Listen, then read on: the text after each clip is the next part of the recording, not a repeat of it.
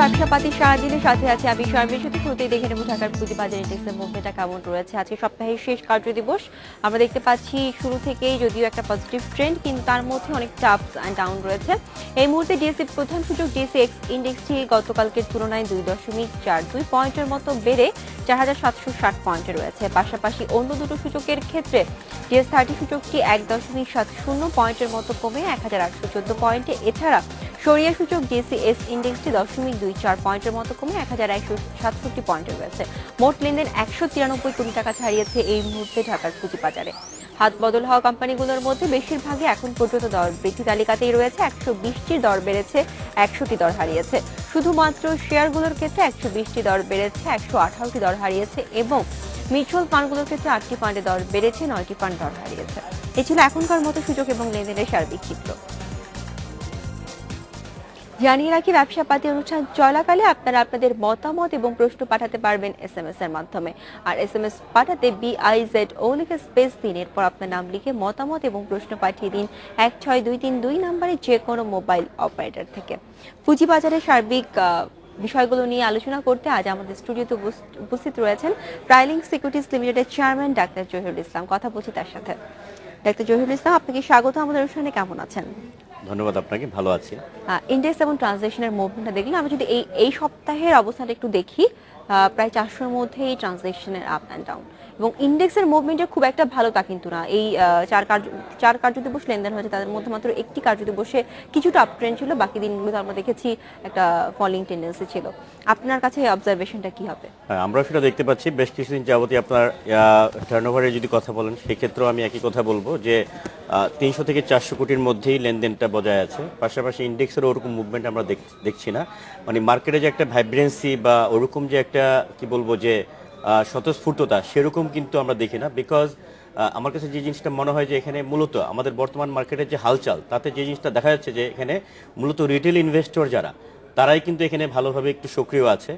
আর institute আমরা যাদেরকে বলি, লাইক ব্যাংকগুলো বা লিজিং কোম্পানিগুলো বা অন্যান্য যারা মার্চেন্ট ব্যাংকার আছে, তারা অথবা আপনার ফান্ড ম্যানেজার যারা, তারা কিন্তু মোটামুটি ভাবে অনেকে হাত গুটিয়ে বসে আছে। কেন মনে হচ্ছে যে তাদের পার্টিসিপেশনটা তো কমে যাওয়ার কারণটা? আপনি জানেন যে আপনার বিশেষ করে যারা ব্যাংকগুলো বা তাদের যে সাবসিডিয়ারি কোম্পানিগুলো আছে, মার্চেন্ট ব্যাংকগুলো বা বড় বড় ব্রোকারেজ হাউসগুলো, যারা ব্যাংকেরই আপনার সাবসিডিয়ারি কোম্পানি, তাদের পক্ষে কিন্তু মার্কেটে নতুন করে রিইনভেস্ট করা বা আপনার ফান্ড ইনজেক্ট করা এটা সম্ভব না। এটা আমরা জানি সবাই। বিকজ আপনি জানেন যে 2016-এর জুলাইয়ের মধ্যে কিন্তু ব্যাংকগুলোর তাদের যে এক্সপোজার লিমিট আছে, সেই লিমিটটা আপনার মানে তাদের যে লিমিট, সেই 10%-এর মতো নিয়ে আসতে হবে। এবং তাতে আমরা দেখি যে হিসাব করে আমরা দেখেছি প্রায় 6000 কোটি টাকার মতো তাদের ফান্ড অ্যাক্সেস আছে, যেটা তারা অ্যাক্সেস তাদের ওভার এক্সপোজড আছে তারা।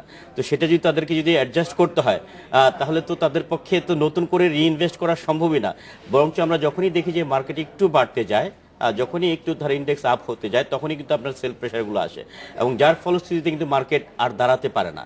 ইন্ডেক্সের ওরকম মুভমেন্ট আমরা দেখি না, এবং টাকাটা কিন্তু খুব বেশি না। এতে কি 2016 জুলাইয়ের মধ্যে এই টাকাটা অ্যাডজাস্ট করা কি সম্ভব, নাকি আরো টাইমটা বাড়ানো উচিত বলে আপনার মনে হয়? যদি বাংলাদেশ ব্যাংকে, এটা তো আপনার তাদের গাইডলাইন এবং তাদের এটা বলেই দিয়েছে যেটা করতে হবে, সেক্ষেত্রে তো ব্যাংকগুলো তাদের করতে বাধ্য।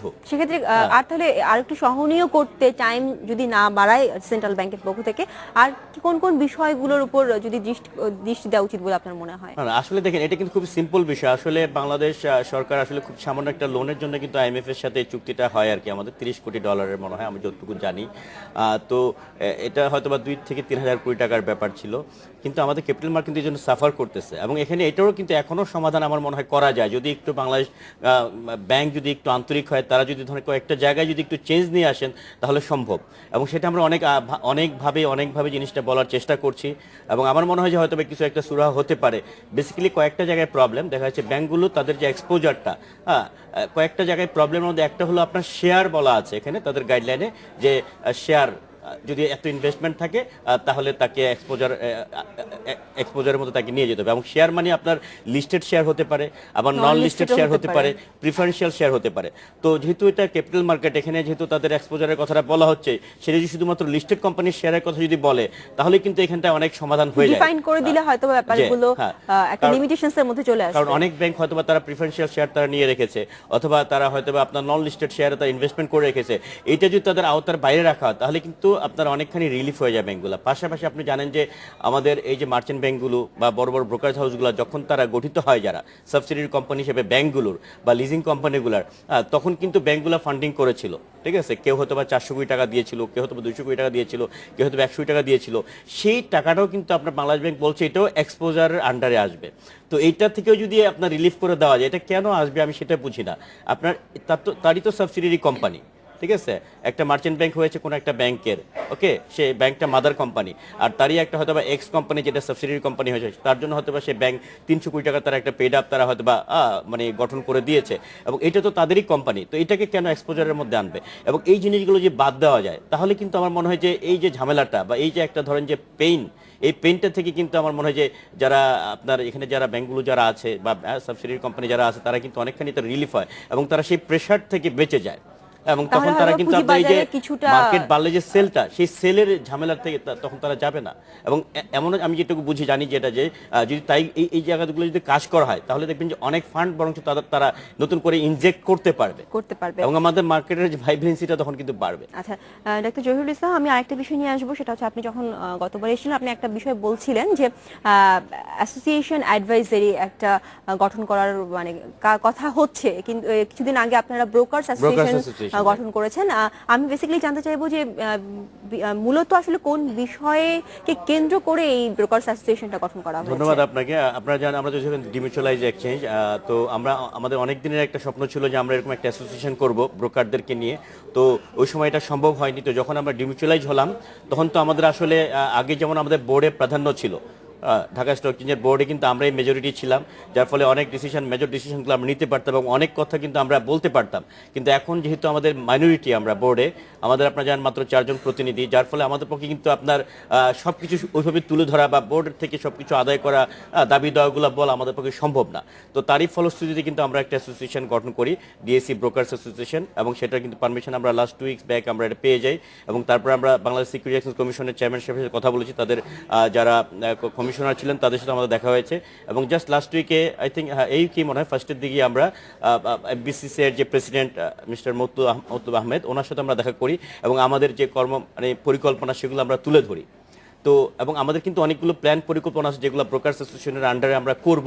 এবং আপনারা জানেন যেহেতু এটা ব্রোকার্স অ্যাসোসিয়েশন, তার আমি এই পরিকল্পনাগুলোতে আবার আসবো যে কি কি পরিকল্পনা আপনাদের এই অ্যাসোসিয়েশনের মাধ্যমে নেওয়া হয়েছে, তবে তার আগে একটি বিরতি নিতে হচ্ছে। ধন্যবাদ।